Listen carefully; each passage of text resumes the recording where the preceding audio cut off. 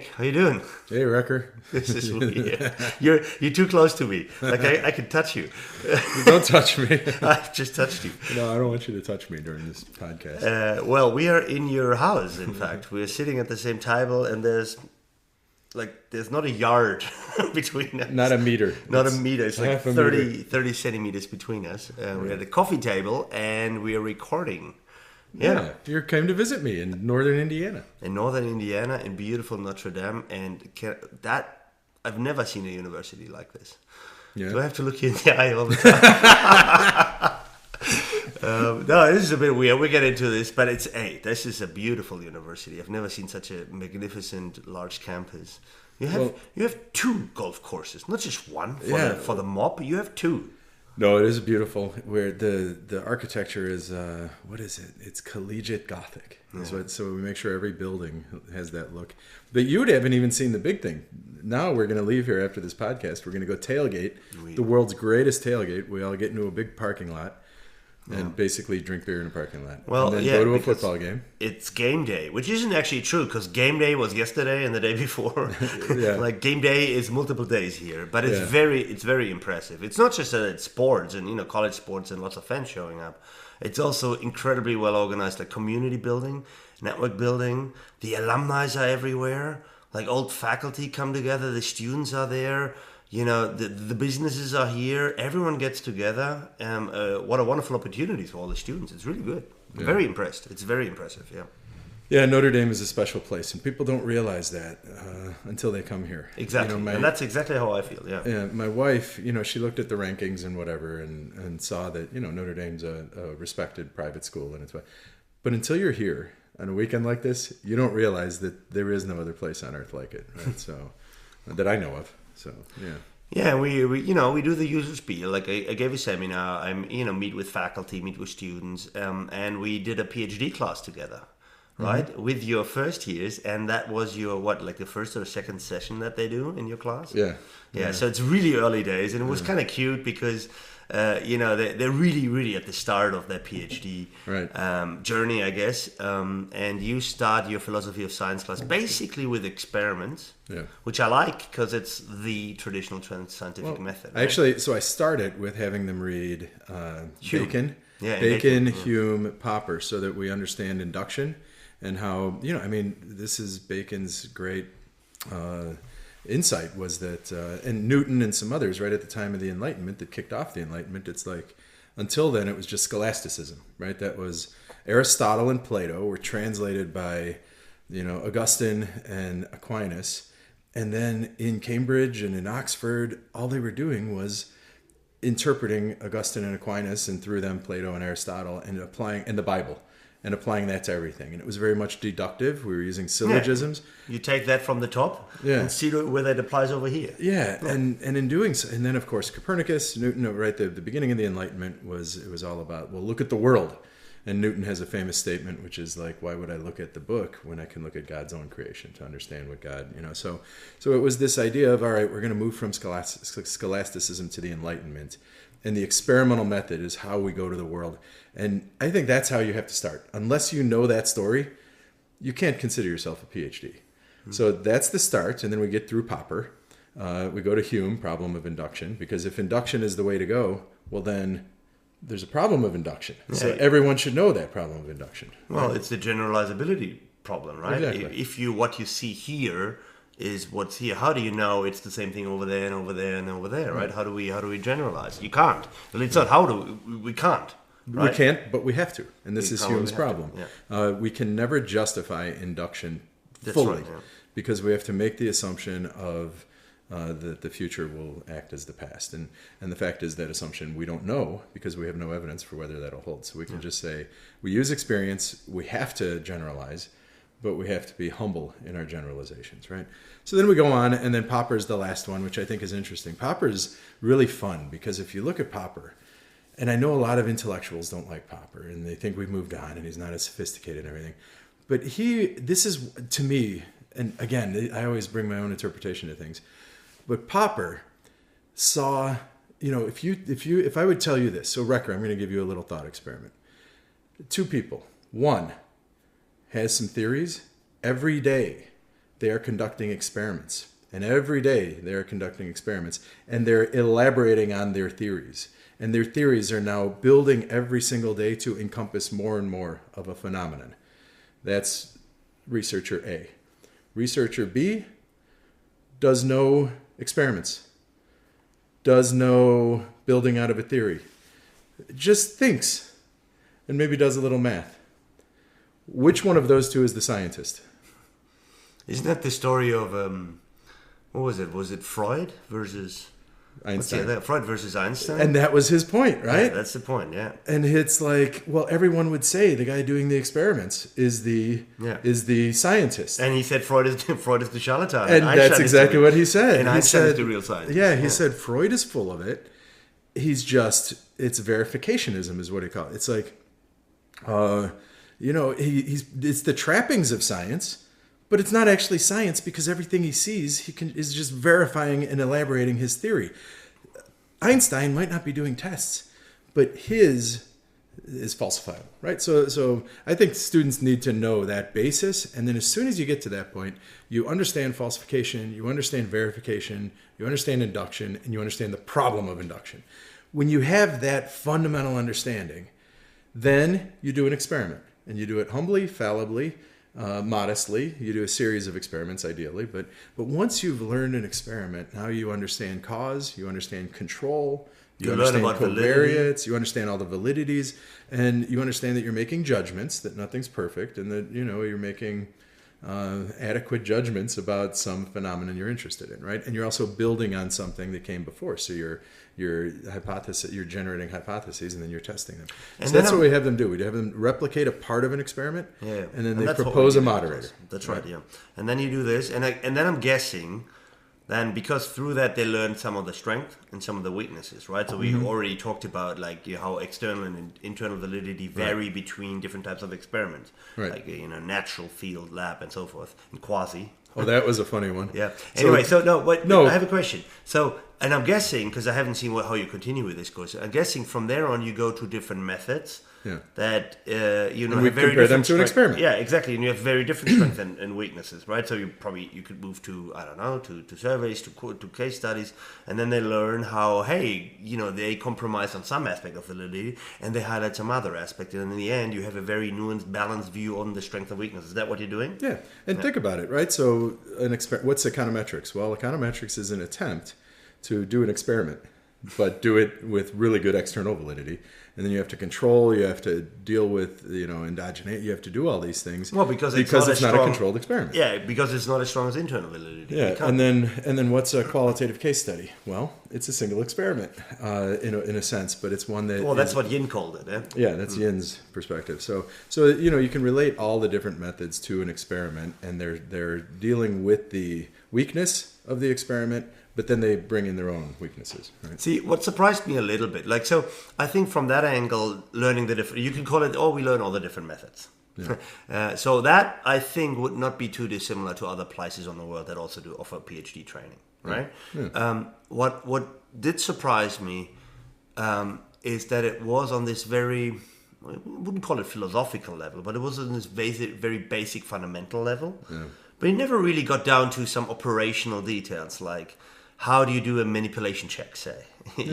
How do you validate your treatment? How do you assure, I don't know, what's the difference between stratified and random assignment? Like the operational detail, we never got to that. And usually when we teach methods, we would do it the other way around. We teach the operations, like the operational principles, and we probably don't discuss Hume in great depth. You know what I mean? So you're very on that level. And that made me think about, how do they learn the operational stuff? Well, the next few weeks. So we have to actually do... I firmly believe that the way you learn how to do an experiment is to do a bad experiment.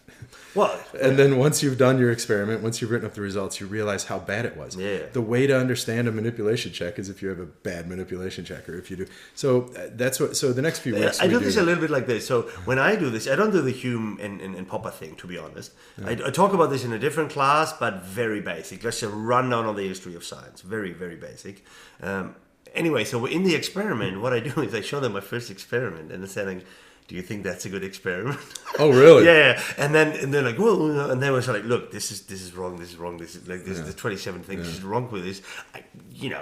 Blah, right? And then, I show them the second experiment, which is a little bit better and so forth. So I show them, look, this is how I started. And, now I know all the things I did wrong. I obviously didn't then, right? Yeah. So that's what I do.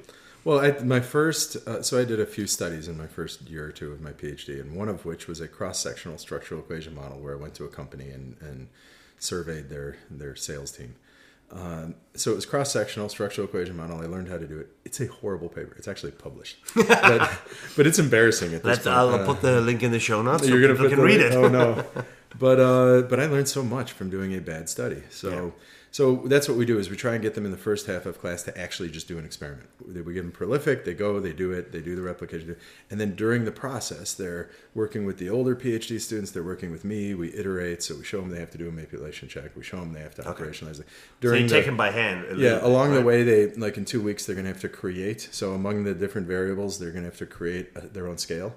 Okay. For a psychometric variable. So then the following week when we get to psychometrics, they'll, so it's a lot of doing first and learning later. Yeah. And then that's the first half of class. Then they actually do the experiment. They're done. Second half of class is each method, where now you've done an experiment. Now let's see how you take those principles. And to me, it's all about the foundational ideas. It's about what is external validity, what is internal validity, what is reliability and construct validity, and what is... statistical conclusion validity and pattern validity.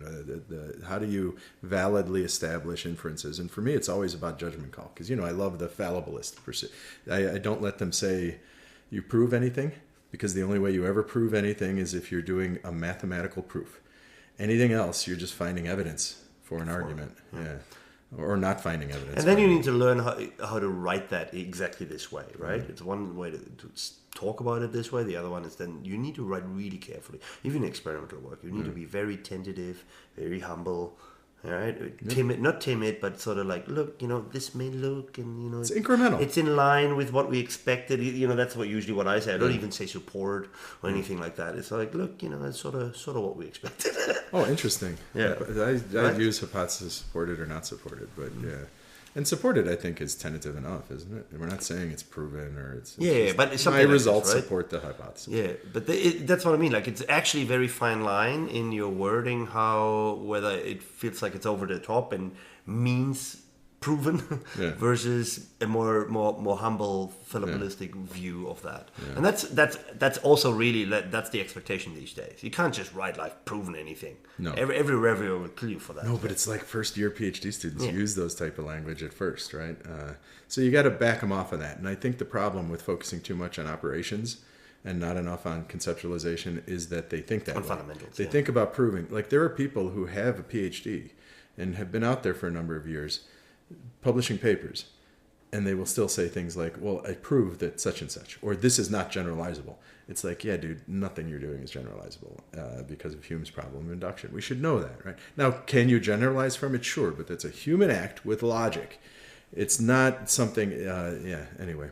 So this is how I like to do it. And there's things like construct validity, those things like internal, external, that they should know, internalize, and keep for the rest of their What I liked careers. about it is that they all had to prepare they had to find a study they wanted to replicate. Mm-hmm. And then what we did in class, I don't know whether you normally do this, but we talked about, all right, let's talk, like once we heard them present about them, it's like, all right, which of them is stronger in construct validity? Where do you see an issue with internal validity? Yeah. What did these guys do? Like how? And I think I had the question, why do you think this paper got published? Yeah. Right? And I think that was nice because then you take some of these abstract notions, these fundamental notions, but they also exist in very concrete, decisions that the authors make, and also in certain judgment calls that even the reviewers make. Right? There was a good reason why all the studies that they took, they were published, even though they were far from perfect. Yeah. Right? We talked about this construct validity example in the subjective objective paper thing. I can put a link up. The other one did attempts to increase external validity through all sorts of replications in different settings and whatnot. Mm-hmm. Right? To sort of mitigate some issue with internal validity and so forth. Right? Everything is imperfect, but that doesn't make the research worthless. And you can do all, if you think of it as a set of a portfolio of arguments. Yeah, we learn a lot, right? And in the end, even the one that I didn't like was like, well, it looks like they have a point because it's really strong evidence in support of what they're saying. And even though I think that, and it's just one paper. And if you don't like, this is what you should happen. Like, let's say there's that paper.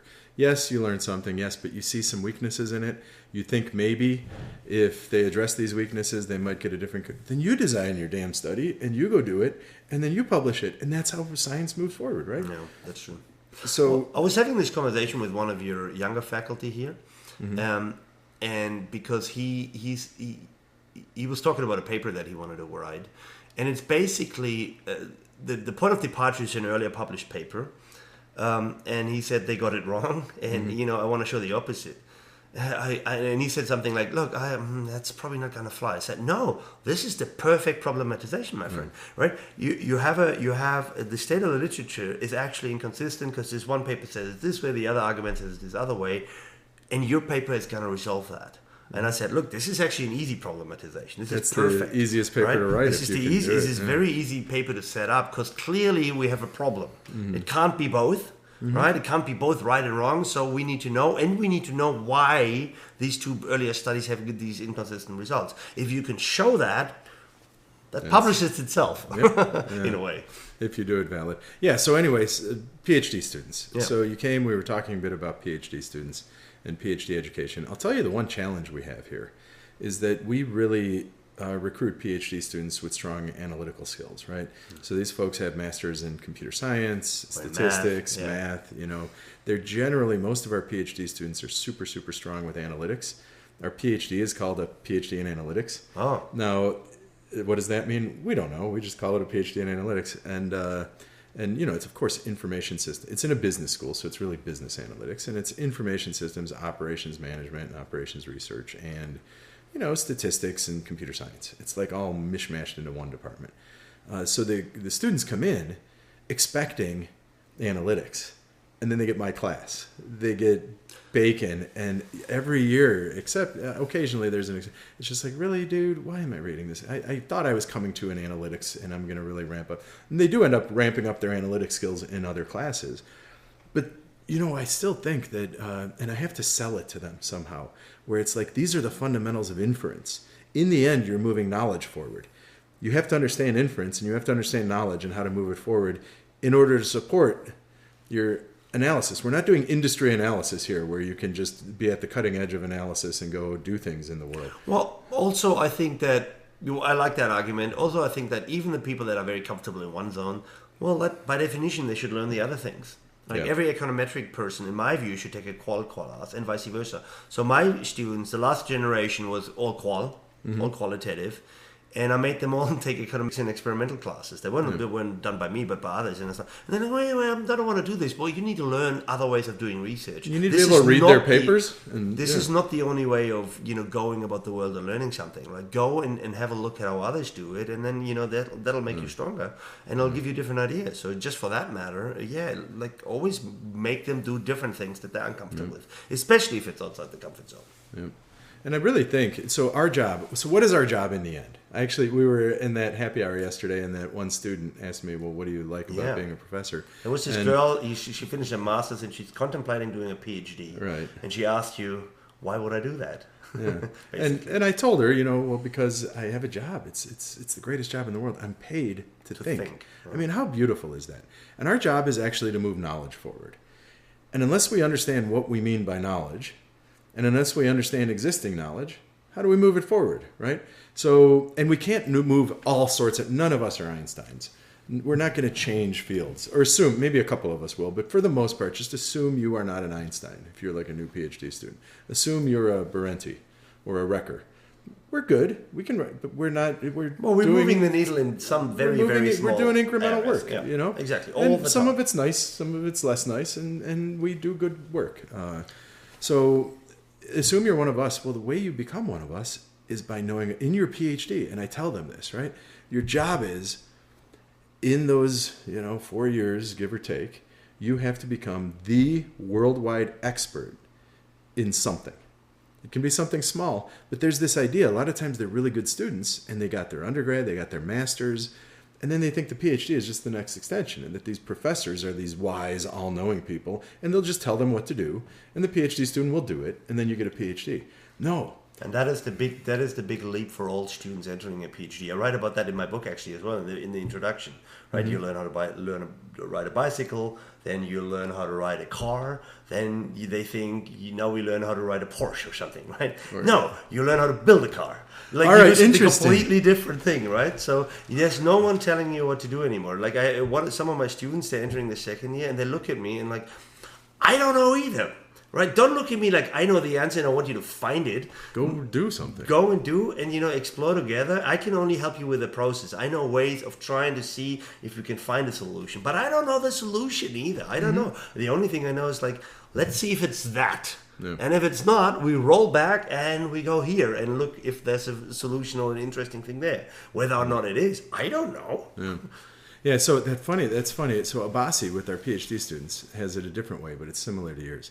He says PhD students think you learn how to ride a bicycle in your undergrad, you learn how to drive a car in your master's, you learn how to fly an airplane in your PhD.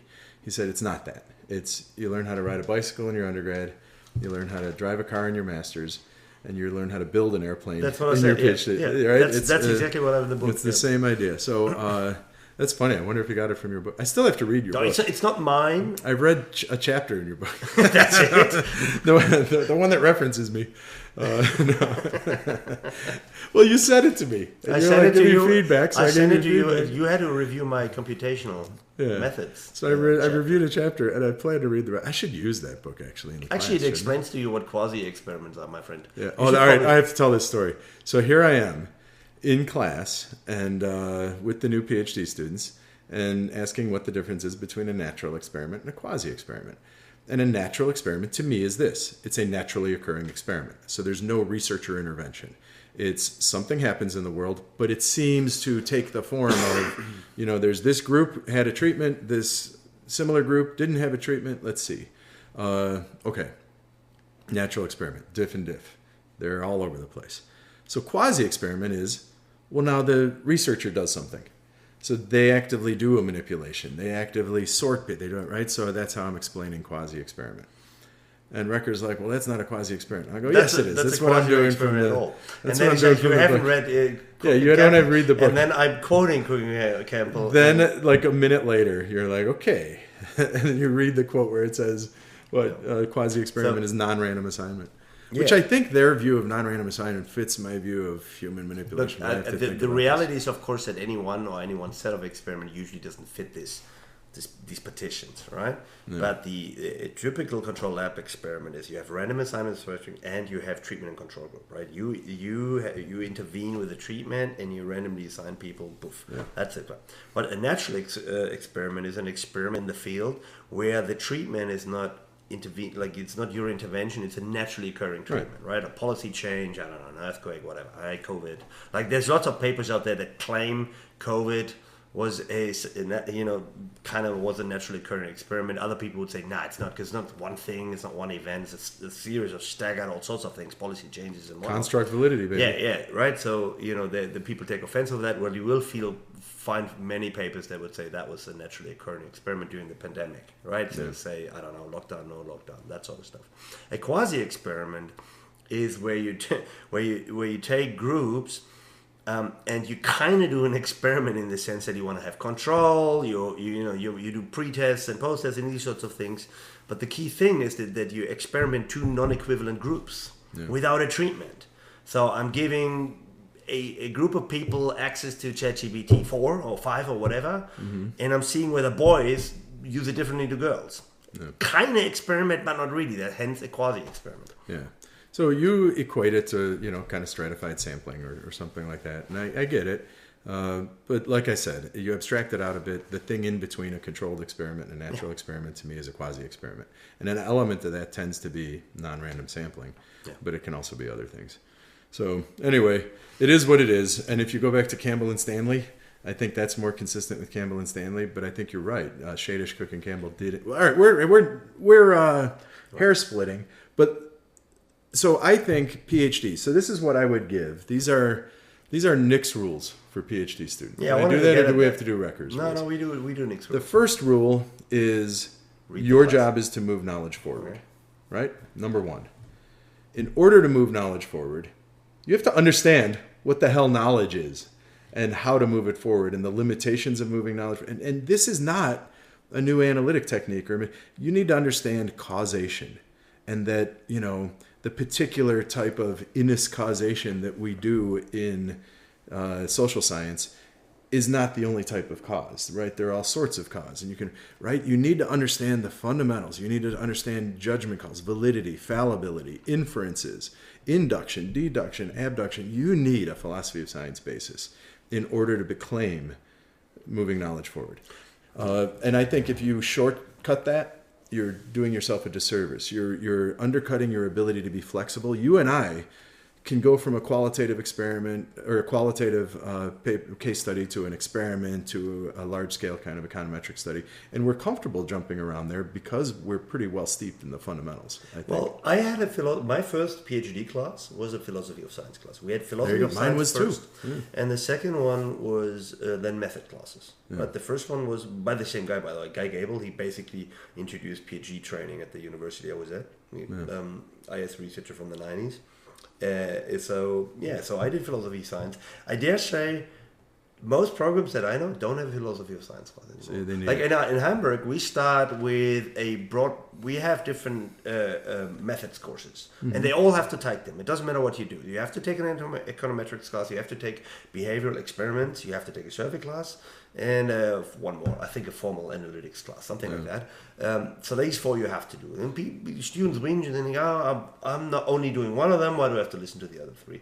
What I like about how we do it in Hamburg is each one is actually done by a person that actually does this. Yeah. Right, so the survey class is by a marketing professor, and she does surveys all the time, right? Yeah. The econometrics guy is by someone who's really actually good in econometrics and so forth, right? So I like that part because I also see institutions where where people that don't have a lot of experience in teaching a class. If Isaac Bembasa does a class on experiments, I expect that to be the best freaking class ever, because he's done 400 of them, right? So I like this. So experienced senior professors should take the early courses in a PhD program. That's what I think, right? So you want to take your best people in the first year. Also, by the way, in undergrad and grad, I think the superstars, they should be the first faces that students see. I think the only people who should teach in a PhD program are the superstars. Yeah. Unless you know how to publish papers and move knowledge forward and you understand your method fundamentally, you have no business teaching. So, unless you're publishing quite frequently in excellent journals, so you shouldn't teach. We got philosophy of science, and I like that. Like we don't have that, so I need to find a way of actually doing the same thing. So maybe we should give a reading list. Yeah, that's what I wanted to because ask. You got to start, I think, I do it in my class. You have to start with the Enlightenment responding to scholasticism. So Bacon. In that you get deduction and induction. Now you have to read Bacon's work or Newton or whatever, but there's probably a good Well, you could go with Chalmers. Chapter. Well, Chalmers probably doesn't. It doesn't go really deep into that. Chalmers is the one everybody starts with. Yeah, it's nice. It's accessible. Yeah, so maybe read Chalmers. That probably is enough for halfway through. Chalmers and Shadish, Cook and Campbell. If you're well steeped in those two things, you're probably okay. Shadish, Cook and Campbell is quite a read, to be honest. The first two chapters. Yeah. First two chapters of Shadish, Cook and Campbell, the entire Chalmers book, and you probably know at least the basics of philosophy of science, right? Well, you can throw in a couple of other things. You can throw in a little bit of pop-up, to be honest. Well, but Chalmers covers pop-up. Yeah, he does. Right? So. All right, so Chalmers is a nice book, people. It's like 150, 180 pages. It really gives you the rundown, like the basics. So the first is understand what knowledge is and inferences and get the fundamentals. I think that's the first rule for PhD students. If you don't have it in your program, go learn it outside of your program. Second rule is this. Most programs, at least here in the U.S., are really excellent at teaching you your analytical skills. So, of course, learn those. Yes. And it sounds like your PhD program, and they do focus on method. So most of our programs are excellent on method, right? Everyone should learn method. Yeah, of course. You should pick a primary method at some stage during your PhD. But I think you have to make that decision after being informed about the different methods. Right. Otherwise, you just go by your preference, or what do you think is easiest, and God knows what else. So this is how I learned as well. Like you learn different methods, and then you choose one or two or something. But I think you got to get deeply, and then and it's during your PhD, you have to pick that method, Duh. And you have to be very deep in the method. You have to be as good. You have to be cutting edge. Last couple of years of advancements in that method. Yeah. All right. So first thing is you have to understand what knowledge is. Second thing is for your method, you have to get really deep and understand current issues and not just apply the method from 10 years ago that your professor. Yeah, that's just rule of thumb that if the methodological guideline you're referring to in your paper is more than 10 years, that's no longer. You got to be current. Yeah. So that's second. The third thing is you have to the difference between us and just industry research, right? Google has a lot more data than we do. Google has people who can do algorithmic design and whatever as good or better than we can, right? They have access to data. They have all the methodological tools. So why would a professor? What makes a professor special than just an analyst at Google? They understand their domain and the knowledge up to that point of their domain. And I think this is one of the problems. People don't read back. You read the foundational work. Go back to the 80s. Read what it's cited. Go back to... so my PhD student, Ryan Cook, he's wonderful. He's becoming the worldwide expert in network triads, right? There's a dyad, you and I are connected, a triad, a third person, Tertius Jungens, Tertius Gaudens. He's going in this direction in order to understand his various triadic analytic techniques, and he's innovating on analytic techniques. In order to do that, he went back and was looking at the experiments in the 50s that people started talking about networks and how they were passing envelopes under tables to each other and stuff. You learn from the 50s, you go through the 80s and 90s, the big stuff in the 90s with networks, and then the current stuff, and then you move it forward. So what I'm hearing is you start with philosophy of science, you move to methods, and then you move to domain, which is reading. Reading, not the last 10 years. Actually, when I was talking to your PhD students, all of them later, we talked a lot about this what I call the paradox of there's an emerging topic. The first thing that people do is a literature review, and they all say like there's no literature on the topic. And I'm always thinking like, why do you do a review then? Right? If you start with that premise and ask them like, what's wrong here? What's the flawed assumption here in this weird thing, right? And I basically argue like, look, the assumption that there's a new thing, that's what's wrong. That's what's wrong. You're assuming that whatever next thing is coming up is going to be new and everything is different. No. So I said, like, what you should do is take the opposite viewpoint. Like, assume whatever comes out next is no different. Well, it's a type of something that's come before. Yeah, well, it's come up before, and then you can try to challenge that by figuring out the 1, 2, 3 things that might be different. Right? But you want to start with the assumption that everything about this new thing is exactly like the old. And then you find 1 or 2 things that might be different. You try to see whether you can build that challenging, like you want to problematize that. So, and that's not everything is new and I need to, whatever do with that. No, start with everything's the same. And then slowly but surely find the 1, 2 things that might in fact be different and might in fact be new. Right? But to do that, you need to understand what we know about that in general and from the past. And then you can think about whether or not something about the new thing is actually challenging something from the past. The only way you can do that is to really understand what we think about it so far, what the assumptions that we have. The great thing about assumption is usually they're implicit. No one tells you, right? The only way to get at those is to read and then think about that and think about whether there's some latent assumptions here that we're carrying forward that may or may not no longer hold, right? It's not that there's here's a topic, here's the set of assumptions. No, you have to read them and then figure them out by yourself. Yeah, you have to read. And we've talked about this a bunch. I did it to, so Sandro Franzoy came to visit me. From Münster. Yeah, he came to visit me. Both, and he's doing cool process stuff, process complexity. And he's looking at processes. And a lot of people do that. I'm like, oh, we're going to study processes? Okay. He shows up here at Notre Dame, first week. Okay, go back and read Frederick Taylor, March and Simon from the 50s, Nelson and Winter from the 80s, right? I had him basically going back over a century and reading some of the stuff. And it's like, if you're going to study processes with me, you have to know the fundamentals, right? So, all right, so that's the third thing. So first is you have to know this stuff. You have to know philosophy of science, basic inference and knowledge, and understand you're moving knowledge forward. Second, broadly understand methods, but you have to pick a method and be current with it and really deep. Third is you pick a domain. You have to go back and understand the foundation of that domain and current domain. This is a lot. And the fourth is your mindset. Oh, I thought you'd go somewhere else now. Yeah, but no, the fourth is what is your goal? Your goal is to be the worldwide expert in something before you finish your PhD. That you're not learning you're learning from your advisor your first year or so, and you'll continue to get perspective from your advisor. But by your third, fourth year, your advisor is going to you.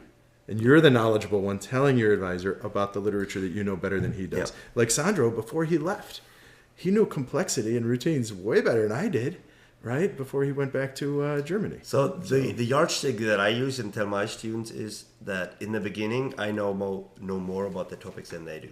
Yeah. And we saw that a little bit here in class as well with your first years that were literally in their second week, right? Yeah. So and they talked about topics where both you and I know some papers, we've seen some literature, we know some of the things, right? So we know a little bit more than they do. By the end of the first year, that should no longer happen.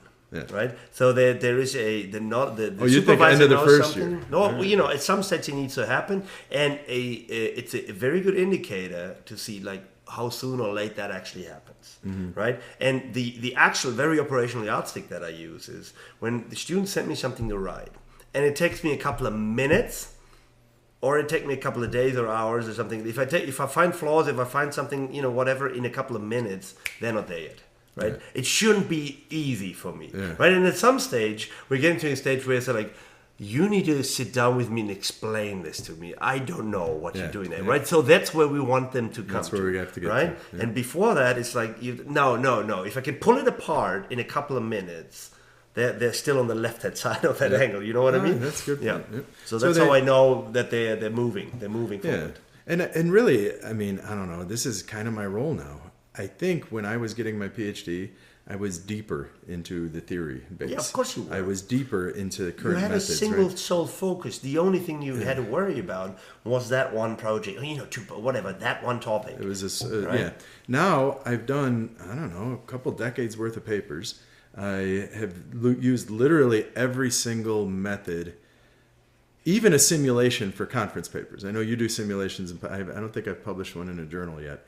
But so I even have a little bit of experience with simulation papers. So I've done just about every method. I haven't done an analytical model that published either yet. So most methods, I've done a number of different theoretical perspectives. I have breadth at this point. So about what I can do. We no longer have depth. What we no longer have depth. Very quickly, my PhD students should have more depth than I do in any particular domain. If I'm staying deeper in my knowledge of their domain than they are, then they're doing something wrong if they're in like their second year of their PhD and I'm deeper in anything. And I think what you're talking about, this is true for us, but I think this challenge begins as you move from your PhD to your postdoc, to your early, 10-year clock time days, where you have to learn to scale up from this one topic and one project, one method, to, 2, 3, 4, 5, 6. Jason Thatcher would say at least 10. Right? What? Projects, what he said on our podcast? Right. Okay. Projects that out of which 4, 5, 6 will make it. Yeah. So and I think this is a huge challenge for them. And they don't have to be different projects. They can be very similar. Well, that's they can why be on the same data set. Yeah, I mean, these are the rules of thumb to manage the scaling up complexity. Like, how do you do this? Well, ideally, you keep the method constant, or you keep the data constant. And you want to keep some part of that scaling the same, because otherwise it'll be like doing yet another PhD while you're doing the other thing. So, what do you think of this? I know some people will try to, the same data set. They spend a year building a data set or something like that, and they're like, okay, I'm going to have 3 papers from this.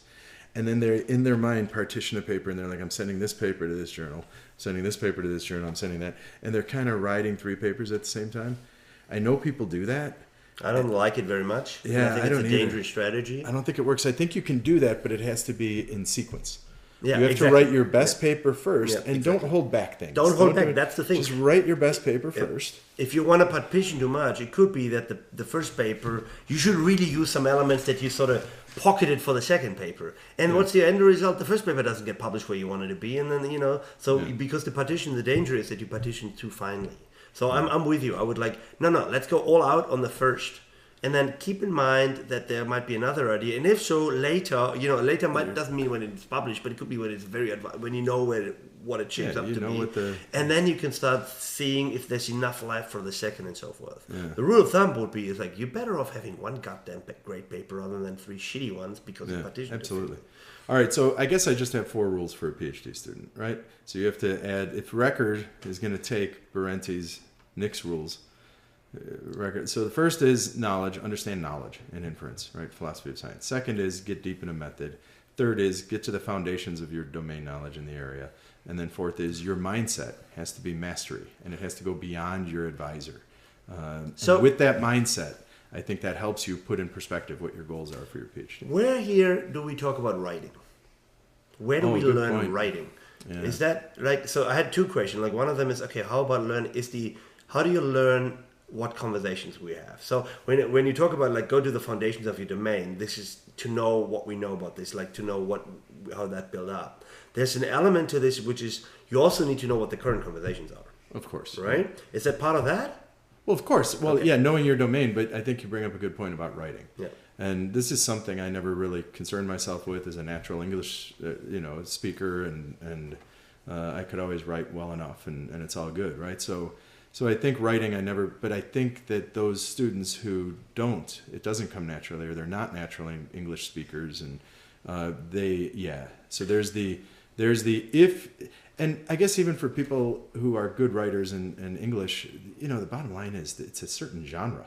You have to learn the genre. Now, I just kind of figure it's learning by doing. And that's what we do, right? So, but we force them to write.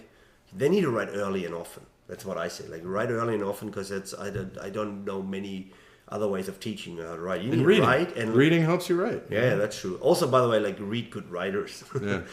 Not necessarily about topics, but as I said, like I'm a big fan of Hemingway and stuff like that. Yeah, because it's concise. Yeah. Well, there are two things. One is read good writers, but don't be enamored, especially if you're of a qualitative social theoretic. There's some beautiful writers. Carl Weick would be an obvious one, and there are others. Yeah. John Van Manen. These people are really good writers. Steve Barley. Really good writers. They tell stories. They're Dick Boland. I can start thinking of more. Claudio Ciabora, right? They're clever. They write well. They write beautifully. I sat down with Dick Boland when he was writing. He agonizes one sentence to another sentence. Yeah. He's such a perfect... And it's like, most of us aren't that good. If you read Ciabora, and this is the problem, there's a whole bunch of Europeans that read Ciabora, and then they think they can beat Ciabora, and they cannot beat Ciabora. Claudio Ciabora is this guy who wrote mostly in the 90s. He passed away young. He was at LSE, and he just writes cool. You are no Claudio Ciabora, and 99% of Europeans that read him and think they can do that. So that's the issue. You want to read the good writers, but realize you're not going to be a master like they were unless you're one of the few rare ones. I think you need to read the Isaac Ben-Basset's of the world. The ones who they're just perfect scientific writers, right? Really efficient writers. In fact, they put together papers like well. That's the one that... Yeah. Andrew's a very clean, precise writer. So writing. All right, so we added a sixth or fifth. I don't know how many rules I had there. So fifth. We added a fifth rule about writing. And that's in order, right? I mean, you want to do this in this order. Or do you think you want to start with it? Like, I think in Europe very often they start with domain. Yeah. I think, right? So they start with, I'm doing process management, and I read everything about process management. But they don't read everything about process, at least in my experience, and I'm not saying Europe, I mean PhD students everywhere. They read the recent stuff. They don't go back. Or if they're reading foundations, it's like, I'm going to do my structured lit review of digital transformation. Yeah. They have a recency bias and they have a disciplinary bias. But even that, digital transformation is what? It's a type of organizational transformation. Yeah. It's a type of organizational change. Yeah. We've been studying organizational change forever. There's a number of dimensions to it. So you look at digital transformation in the last couple of years, that doesn't mean you understand your phenomenon. You have this broad net. It's not foundational. Pick a thing, go deep. And as we close, I mean, like, is one of the reasons why we tend to do that is we don't want to understand things. We want to write a paper about something. You know what I mean? I think that's a root cause for some of this. Right? Because we're not actually, maybe it's even our fault. We're not actually teaching them, saying like, oh, look, you're going to spend the next 5 years on learning something. We teach them, right, in your PhD, you need to write 3 to 4 papers. Woof. And then we start, right? So we start actually by partitioning them, and then we complain that they partition everything. Yeah. You know what I mean? Like, I think that is a little bit of a root cause. And it's because the whatever the outcome measure has become the goal. Yeah. The only thing we can measure for intellectual contributions is number of papers and quality of papers. I still wrote a book. You know that? My thesis is a book, and I was working on papers, but there are stuff in the thesis that is not in papers, and there were papers that are not in the thesis, right? Yeah. So it's a little bit. It was a bit of a hybrid because it was exactly in this period where it changed. Like at least in the system I was in, from monograph to what's it called, PhD by papers or something. Yeah, I did 3 papers in my PhD. Yeah. Yeah, and I was early. It was just starting to happen. Okay, here as well, yeah? So before that, people wrote monographs as well? Well, yeah, it was in the transition. You could do either. And what I, like, even looking back, maybe there's a romantic view, but what I liked about it is that you have the, for instance, of, book publishing, you can expand, you can write about without any 30-page limit or something. You can really discuss an entire topic. Yeah. And I did I went all the way back to the beginnings and types of modeling, whatever. Like, so I really elaborated on something. Now you can't never do that in a paper. There are papers. Yeah. If you think of a traditional thesis, it's supposed to go essentially what I said. Your position in the philosophy of knowledge. You go deep in the method. You go deep in the foundational work, then you do your study, and it was supposed to be one study. You do your study, you conclude, that's your dissertation. You showed that you can do a study and move science forward. So that's your job. Now it's like, well, no. In that time, you could have done 3 papers. Exactly. I was about to say, now we think, one study, that's not going to be enough. Yeah, do 3 papers, wrap it with a little front end, a little back end when you're done with the 3 papers, and it would be nice. So in my 3-paper dissertation, I actually, and Kali made me do this, I had to really go deep in the front end section without the 3 papers, in institutional theory and social theory and rationales and logics and all these things I had to write entire chapters on. That never made it in any papers. Right? Well, so it was in that sense a hybrid. Okay, so what I make my students do, and they know this when they listen to this, is I actually make them write a big synthesis at the end. I'll make them, okay, you did these 3-4 papers, whatever. When you look across them, yeah, and they're all supposed to be about one topic. Like, so what do we learn? What is the meta inference here, right? And that becomes sometimes a very interesting chapter. That's also never going to be published, right? I've never seen a case where someone actually published that, because it would be difficult to publish, I guess. But some of that to me is quality. That shows quality, that you understand what inferences you can draw from across 3 different studies about slightly different aspects, sometimes using different methods or whatever, and then you tell me what we now learned or know. And what that's doing is helping them establish their identity. So what is it they study on a more abstract level, and then they can do that. But I think this is what we have to do. For dissertations, multiple paper dissertations, which is everybody's now, I think we as advisors of students need to make sure that they, in their early chapters, go deep. Don't just aggregate the papers and put some bullshit up there. Actually go deep. Show that you went to the foundations and yeah, it's maybe wasted writing time, but they're practicing writing. They're showing they know stuff. So really my big takeaway from this is the front end, is the philosophy of science, the foundations of knowledge and inference and whatnot, which I cover in bits and pieces, but not in an explicit class, right? So the question is, what can I do to bring that into the education of the doctoral students that I work with? I want to do this because I buy your arguments about the foundational skills and so forth, and now I need to find a way. I don't know whether that means to offer such a course, or whether, I don't know, like whether I give them 10 books to read, or whether, I don't know, maybe we need to do a deep dive podcast on that. Yeah. Give them something. Give them something, or give them all at least Chalmers' book to read, which is actually, I have it in our little team library. I'm like, here, grab this. There's a couple of copies. Grab one of them. It's a small book, right? Go and read that. Do a book club. Yeah, do a book club, something like that. Like, find a way of bringing that into my education, because it's minimal, it's implicit at points, so it's certainly doesn't get the attention that you gave it here in class. So I like that. So I look for ways of bringing that into what I do. All right, cool. All right, my brother. Well, next time we'll be on Zoom again. We will be on Zoom again, but now I have to put on the green shirt. It says Notre Dame Football 2025. And then go in the what does it say? lot. God, country, Notre Dame. It does. And folks, I know few rules, and I'm totally gonna cheer for Notre Dame, because otherwise people will kill me here. They're playing. Not Texas only that, but they're a cool school. Right? Cool school. You love Notre Dame. So we have a mission. A lot of what we'll do is I know what we'll do when we air this episode. We're gonna put in a picture of us in the stadium.